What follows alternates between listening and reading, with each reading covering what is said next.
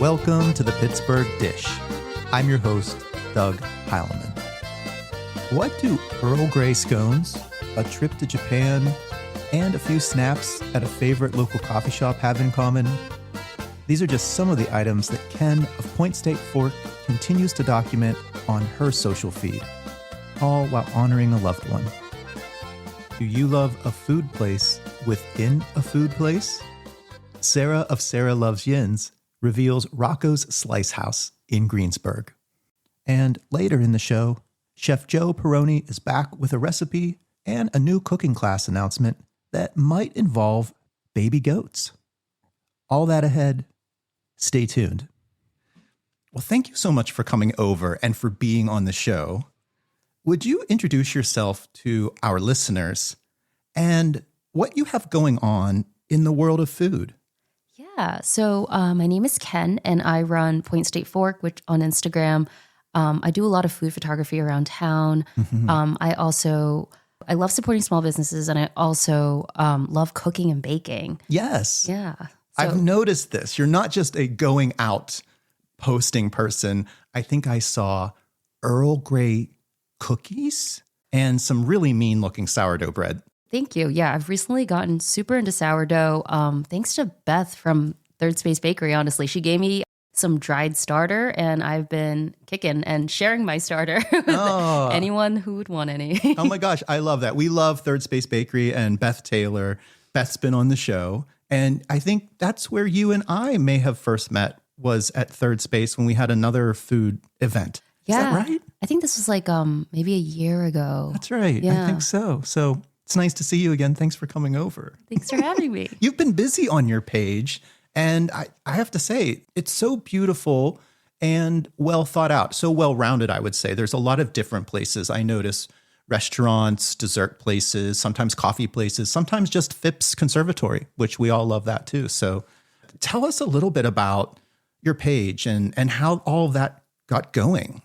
Yeah, so the Point State Fork actually started back in 2021. I'm from New York originally, but I went to college at CMU. Mm-hmm. And my partner, Peter, and I moved back here during the pandemic because Peter was going back to school. And I was fully remote because of the pandemic. So we decided to come here and immediately buy a house. I love roots in Pittsburgh. Thank you for coming back. Yeah, no, Pittsburgh has really felt like home. And I just love how like all the businesses that we have, there's such a strong community. Mm-hmm. It just feels very homey compared to like somewhere like New York. Yeah. I'm sure you had incredible food though in New York growing up, and we'll talk about that in a little bit with your family. Can we talk a little bit more about Peter and starting this page and where it is now? Yeah. So Peter and I met in college. So we were together for like 9 years before he passed away. And he's kind of like the heart and soul of this page. He came up with the name. He had so many like passions and interests. He always like said, you know, like my job in life will not fulfill me. Like all of my interests and hobbies will fulfill me. So photography was something that he really took up because I was super interested in food photography. And like I started food blogging with my sister back in, I want to say like really legitly in like 2017. We run Brunch Nut over on Instagram, and it's based out of New York. But we travel everywhere and we eat everywhere. And I still try to keep up with it, but like I've just been kind of very immersed in Point State Fork. Yeah. But yeah, so like his love language was always like, if you're into something, I'm going to learn everything about it so that I could be into it with you. So he got really into food photography. For a while, we were such a good partnership because he understood like how to take a beautiful picture. He understood lighting, and I understood like composition. And so we were just such a good duo. Well, you've done such a great job, you know, to continue the page, to continue what he started with you. It's just a beautiful page. And I love that you've kept his picture on the profile picture so you see the two of you. So thank you for that. Yeah, no, thank you. Beyond, you know, this partnership, starting the page with Peter, you mentioned, you know, small business is one thing. Like what are some of the other reasons that you love posting and what do you like to say? Creating, blogging? What kind of terms do you like to say on what you're doing? I would call it like content creation. Yeah. And also like just documenting. I think like life really just kind of flies by and you can really easily forget like something mundane, like, oh, I made a loaf of sourdough. But like, you know, it's like a way to document. And like a lot of Peter and I's memories were like through food. And I think like so much of like culture and like learning about people is through food. And I think like so much of my travels too, like I've been traveling a lot since Peter passed, and like so much of it is centered around food. I bring my camera with me everywhere. And I think that's really like how you kind of learn about a culture. Yeah, I've noticed your travels. Let's talk about that too. Oh, yeah. Yeah. I want to just take a step back. You mentioned you grew up in New York. Can you tell us a little bit about food life from an early age? You know, like what was cooking and eating like as a youngster and maybe gave you some of this drive now? Yeah. So we were really like, my sister and I were raised by like our grandma a lot. And, you know, our parents always went to work, but then our grandma was home to like watch us and take care of us. And she loved making things from scratch. Like all of these like recipes that she would have, like surely it kind of makes me really sad that like they were never written down. They were just kind of in her head. Oh my goodness. Yes. So like now as an adult, I'm like trying to kind of go back and I'll be like, oh, how do you make black sesame soup from scratch? And like, how do you make like dumplings from scratch?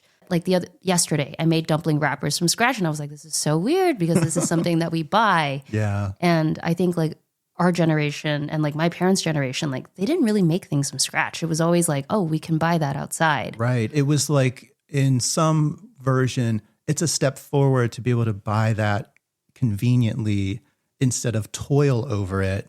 But I think so much of what we're coming into now and realizing is keeping things alive by doing it yourself. Yeah, like keeping the traditions, kind of learning like, oh, wow, like this is how people make it. And it's so much better when you make it for yourself too. It's like healthier and you realize like, wow, you don't need to be eating all these chemicals because black sesame soup, you just kind of grind it up, add some water, and it thickens up by itself. There it is. Yeah. Did you tell me your grandma was from Hong Kong? My parents are from Hong Kong. Okay. My grandma's actually from Toisan, which is like an area of China. Okay. Yeah, I think that they immigrated to Hong Kong, and then from Hong Kong they came to Brooklyn. Okay. Yeah, so have you been back to Hong Kong or China yourself? I have not been to like China proper, but I've been to Hong Kong. I went like 2 years ago, I think. Yeah. What was it like? I think it's a big culture shock. Like I just did not realize like how dense the city is. And it kind of feels like everyone's on top of each other. It's just all skyscrapers. Personal space is not the same. Not a thing. And it's so weird being in a place where everyone speaks the same language. And it's kind of cool actually. But I think it's a big culture shock. And like, I think the culture there is like fast, fast, fast. So I was telling my friend this, like the escalators feel like they move faster. How funny. Yeah. Yeah. What was the food experience like for you? Food is huge in Hong Kong. Right. You can get anything anywhere at any time. And it's super weird how you can get dim sum like from a gigantic, like literally the size of like half this table, like a bamboo steamer full of dim sum. Oh, wow. And it was like midnight there. Huge. Yeah. Wow. And like I grew up in New York, so it's just... Well, that's what I'm thinking as we're talking. You grew up in one of the busiest, fast-moving, alive cities in the country. And you go to Hong Kong and you're like, no, this place is way different. Yeah. And it's definitely cool. And I would love to visit again just because like I don't think you can truly eat all the things you want to eat. Absolutely there. not. Yeah. You'll have to get back. Yeah. So now you're here in Pittsburgh. Are there some food cultural things here that you're just in love with? You're like, I love Pittsburgh because I love this type of food. I think like pierogies. So like I love how Pittsburgh loves their pierogies so much that like you have like the baseball team. Like whenever there's like a Pirates game, you see all the little pierogies running. The jalapeno Hannah and all of the other folks dressed up racing around. Yeah. I mean, everyone has a dumpling in their culture in some way too, right? That's fair. Yeah, that's true.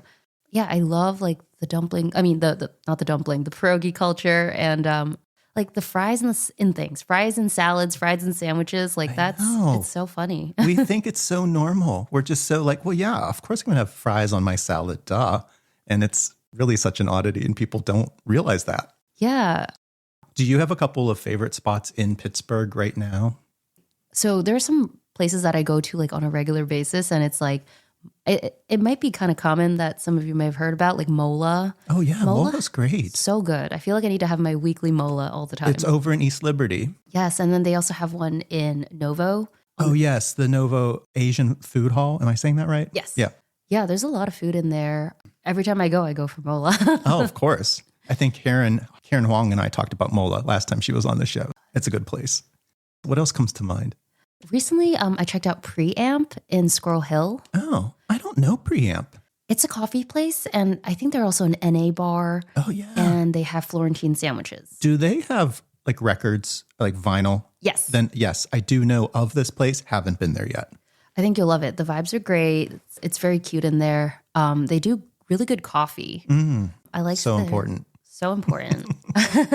I think they serve passenger coffee, and they brew it out they roast it out in Lancaster. Oh, yeah. So it's still like local to the state, not too far away. Do you find that you go back to some of your haunts from college days too? Are those some special places that you'll hit up? Yes. I always love going back to Crepes Parisienne. Oh, where is this? This is in Oakland? It's in Oakland. Okay. It's on Craig Street. Yes. So I lived on that street for 4 years, I guess. And they're still doing it. They're still doing it. I think it's run by a couple. And the thing that always stands out to me about Crepes Parisienne is like, I think Peter used to go every day while we were in college. Aww. And 3 years after we had left, and we came back for like a wedding one year, and we went there for breakfast, and the guy looked at Peter and was like, "Welcome back." Oh, so he like remembered him yeah. after 3 years. So I was like, wow, that's really cute. I love that. Yeah. And they do amazing breakfast crepes. Truly, like, I think my favorite breakfast crepe, like anywhere. So good. All right. Well, we need to dust off. Like if you haven't been there, get to Crepes Parisienne. Can I say that right? Get to Crepes Parisienne. Yeah, I think you are. Hi, this is Ken of Point State Fork, and you're listening to the Pittsburgh Dish. All right. Well, I love that you're here, and I love that you're doing what you're doing.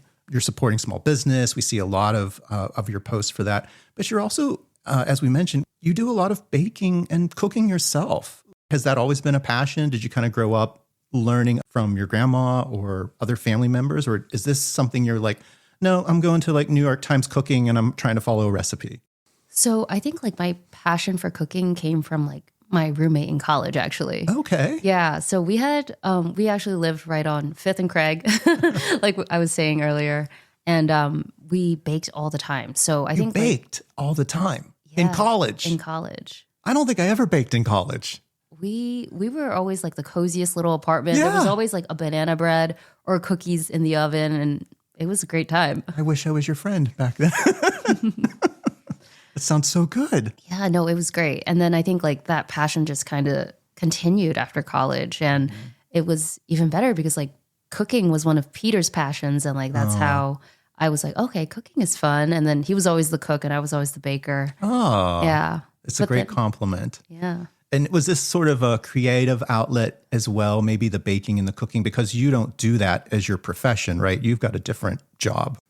Yes. And I think like cooking and baking is so fun because like you get to like feed people. And I think like feeding people is one of my love languages. Mm-hmm. But yeah, during the day, I feel like I am in a more creative position. I'm a UX designer by day. Yeah, user experience for apps and things or software. Yeah? Yes. Yeah. Okay. I design app experiences, and I call that like creative problem solving. Mm-hmm. Most degrees are, but I think like for my day to day, I creatively problem solve, but it's not quite the same. It doesn't like quite scratch the same brain itch. Yeah. As baking or cooking. Yeah. And it's different problem solving. I will say you've been using that starter from Third Space Bakery and your sourdough looks beautiful. Thank you. Yeah. Oh my God. Yeah. They might want to hire you on the side, by the way. I would love that, honestly. Yeah. We love Third Space. I did see you bake up some Earl Grey cookies. And so when you are doing your baking, are there moments where you're like, I'm looking for a different flavor or just something I haven't experienced before?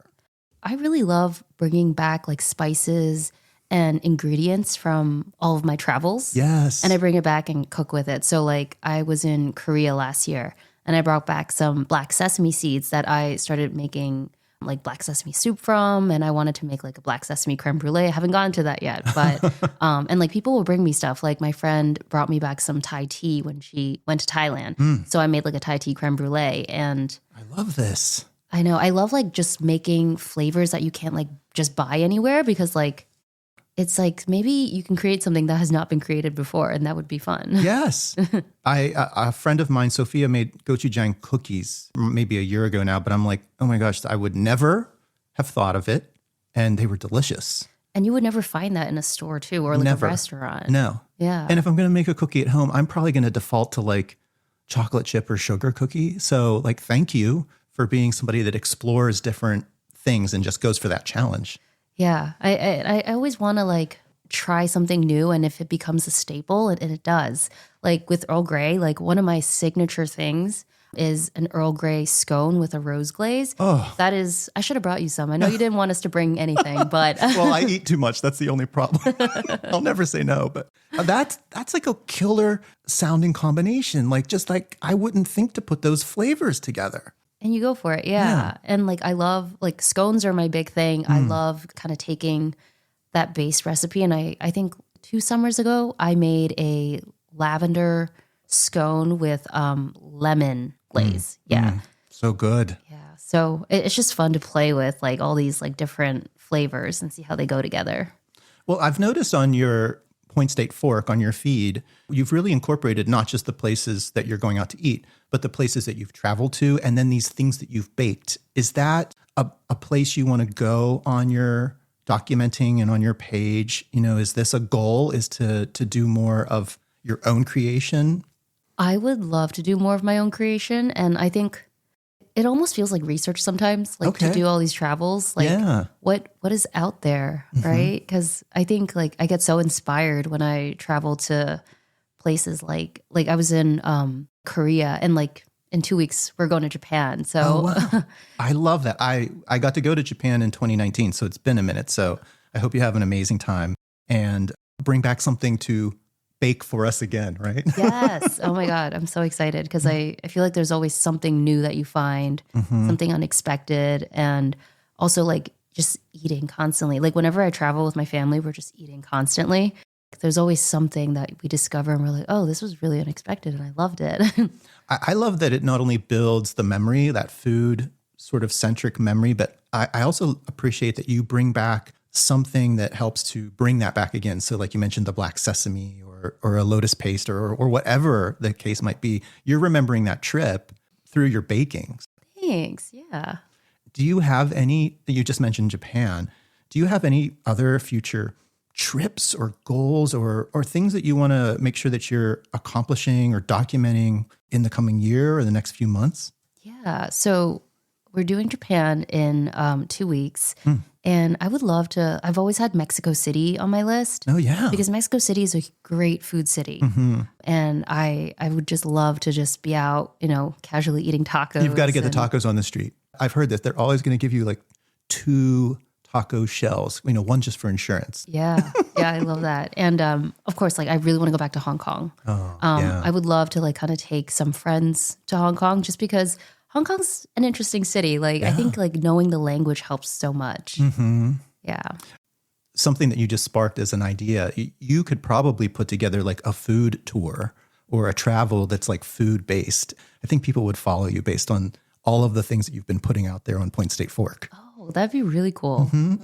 For the page itself, anything else you want to achieve with that? I think like being able to like kind of create like unique recipes and be able to share them like that would be super cool. Yeah. I would love to kind of have the time and the headspace for it, but I think like that is something I'm slowly working towards. And when it happens, it happens. I would love to one day maybe like write a cookbook. I don't know if that's like something that I could do, but it's a dream. Ken, I'm there with you. And I keep thinking like for you, because of some of the great flavor creations and the ingredients you're using, I think that you should be thinking about pitching a recipe and like a little article to BuzzFeed or New York Times Cooking or something like that. You should do that. Oh, that would be really cool. Yeah, right. Get published. That's a really great idea. You're creating some great stuff. Thank you. All right. Well, let's do this. If folks are not following you right now, where can they find you in the social media space? Can you remind us the handles and the platforms you're on? Yeah, so you can find me on Instagram now, and I am on Point State Fork and Brunch Nut. Brunch Nut. And Brunch Nut can be not always Pittsburgh, right? It's often like more like Northeast New York. Yeah, Metro. it's usually New York, and I haven't run it as much. My sister Ellery runs it now, mostly because I'm just not in New York. I'm waving because Ellery is here. She's been patiently like listening to us record. She's sitting down in the living room. Super patient. Oh, so patient. Thank you. All right. Well, Ken, it's been so great to get to know you and talk with you. I always end with a customary question for our guests, and so I'll ask you this question. The name of the show is The Pittsburgh Dish. What's the best dish you've had to eat this past week? This past week. So yesterday, my sister and I went to Nanshang.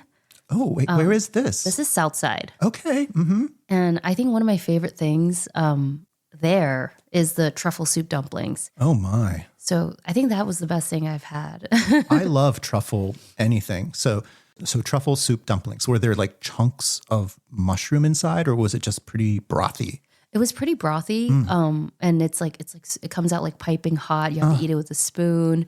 And it was delicious. And I really recommend it because I don't think you can really find truffle soup dumplings anywhere else. That is not a common flavor I see offered in a dumpling. No. And they also do like plenty of like other flavors too. Like you can get scallop, you can get crab and pork and chicken. Delicious. Remind us again. This is Nanshang soup dumplings. In the South Side. Yes. Ken of Point State Fork. Sounds like the best bite. Thank you so much for spending time with us. And thanks for being on the Pittsburgh Dish. Thank you for having me. Up next, Sarah of Sarah Loves Yinz shares one of my favorite concepts, a great food place within another food place. Let's have a listen. Sarah, when we talked in the past, we were discussing some of our holiday traditions, and you told me about a dish that your grandma made. What was the dish called again? Babaiki. Yes. And you also mentioned during that conversation that you got the dough to make the little bread balls from the Slice House, which is a pizza joint out in Greensburg. It's kind of in a unique place. So I was wondering if you could tell us a little bit more about Slice House. Yes. Kind of. It's in the old pharmacy inside of Shop and Save on East Pittsburgh Street. Now we have two Shop and Save, the Charlie Family Shop and Save. We have one on 66. Okay. And we have one on East Pittsburgh Street. Rocco's Slice House is inside the Shop and Save on East Pittsburgh Street. Okay. Rocco's Slice House in the space that would have been that was the old pharmacy. Correct. How amazing. It is, actually.